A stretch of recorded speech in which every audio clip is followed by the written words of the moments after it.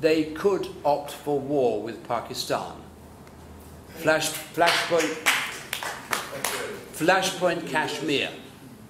Now, if that happened, and because of the disparity of conventional forces between India and Pakistan, Pakistan's leaders would have to decide, possibly within 2 days or less, whether to agree to end the war on India's terms and effectively surrender, or to go nuclear. In my view, the best way to guarantee that such a catastrophe can't happen, either by design or default, is through open and honest dialogues that we're having here and hopefully we'll have more of, into the real causes of the insurgency in India, and we'll add the insurgencies everywhere in the world. Now, among the questions open and honest dialogue would need to address is the extent to which outside forces are having a significant influence on India's drift to war with itself.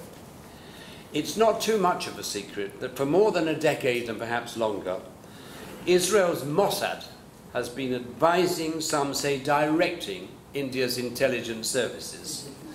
The cover story is cooperation in the war against global terrorism, but it's not unreasonable to speculate that agents of Zionism and its neocon associates are complicit in stoking Hindu-Muslim tensions and confrontation. By giving Zionism and its neocon associates something of a free ride, I think India's authority have seriously compromised their country's independence on counterinsurgency policy. If, as Chakma said, India must rely on the rule of law in order to have a chance of defeating its rebels, that is never going to happen as long as Zionism is allowed to call at least some of the counterinsurgency shots. Zionism has complete contempt for the rule of law. And India, which takes Zionism's advice, is, in my opinion, an India that will, repeat, will be torn apart by unthinkable violence in the foreseeable future. Now, I prefer to end my presentations on a hopeful and inspiring note. On this occasion, I'm in difficulty to do that, but I'll try. In Bangalore in 2007, I participated in an Empower India conference organized by the Popular Front of India, and which apparently took a year to organize. You were there, VT. That's where we first met. The climax was a public meeting in the grounds of the Shahid Tipu Sultan Nagar Palace. It was one of the most inspiring moments of my life. It was attended by in excess of 100,000 people. Quite a good number. But much more impressive is the fact that 80% of those who came to listen were young people. Unlike so many young people in so many countries, they were opting into and not out of politics. They not only wanted new politics, they were demonstrating their wish to participate. Now, that tempts me to say in conclusion that although there is good reason to fear for the future of democracy in India, it's not yet time to abandon hope that it could be renewed and strengthened. If India can find the way to make capitalism serve the needs of all of its people and give new life to democracy, it could become a model for the whole world. So at the present time, it seems to me that India has a choice of futures. One is something approximating heaven on earth, the other is hell. I'll leave you to think about that. Thank you. Thank you.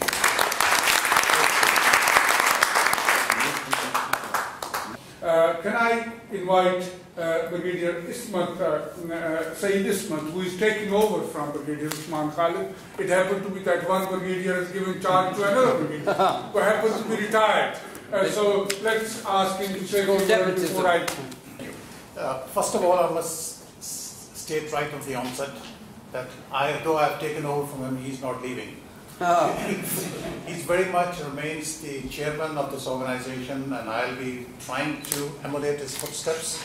He has done a wonderful job. He's the basic architect of this institute called the London Institute of Foundation, which, after having studied it in detail before I accepted this offer from him to be the executive director of LISA, what does it stand for? Why are we having these organizations? So when I went into it, I found out, and I just say in a very simple, straightforward words, here we have voice of Dalit, here we have the voice of Palestine, then we have the voice of Bangladesh, then we have the voice of Sikh, of Kashmiris, so we have the voice of Maoist Naxalite India, then we have the voice of poor, hapless Pakistanis who have been hijacked by a government or by an organization there, which has got no freedom. Then we have got the poor Afghanis who are absolutely helpless and in a total state of occupation. As very rightly stated by some of the speakers here, that is an area where the maximum violence is taking place at this contemporary period that you and I are living in. Now, the aim and the mission of LISA is to coordinate these voices, bring them together, and we are all collectively trying to fight for oppression. What is perhaps has been lacking, whereas we have had individual voices, let's say for example within India or within Pakistan, but there has been no coordination as such. That is there a forum where we can all collectively get together and see where we are going wrong? Can we improve upon it? How can we work better for the peace and prosperity of the peoples of our regions or religions or whatever you may call? And I think at LISA, under the architect of Mr. Usman Khalid, who has been incidentally my very senior instructor when I was a young student with him, and I've since then admired him, learned a great deal from him, and he wanted to pass on to do the spade work to me because he was not keeping very good health. But I hope and pray that we need him, where he's a fighter, he has fought cancer so bravely. Not that I want to eulogize him in that sense, but his contribution to LISA and bringing all these voices together has been commendable. And I like to contribute, assist him in any form that I possibly can, and in return make my contribution to for the next meeting. Inshallah. Now, without much ado, because the time is extremely limited, I shall like to invite your questions, your queries, your suggestions, your recommendations. I think the gentleman over there, sitting right in front of me. Yes, please. So, I would like to Could you say your name? My name is V-Pol Singh Grebo. I live in Isleworth. I've lived in UK for the last 33 years. The reason India didn't accept referendum in Kashmir is that Pakistan did not abide by the ceasefire agreement of 1948 to vacate Azad Kashmir. That's number one comment. Number two comment, Feroz Khan, when he visited Pakistan, stated the Muslims in India are much more privileged than they are in Pakistan. In Indian democracy, we have a Muslim president, a Sikh prime minister, and an Italian lady who leads the ruling party. Dr. Zakir Naik, if he can be allowed to speak openly against Hinduism, Christianity and Sikhism while preaching Islam, how can you say that it's an oppression in India? The next comment, Dalits in Punjab, I don't know about the rest of India, those who have took advantage of the reservation are exploiting their own brothers and sisters. Maoist movement in India.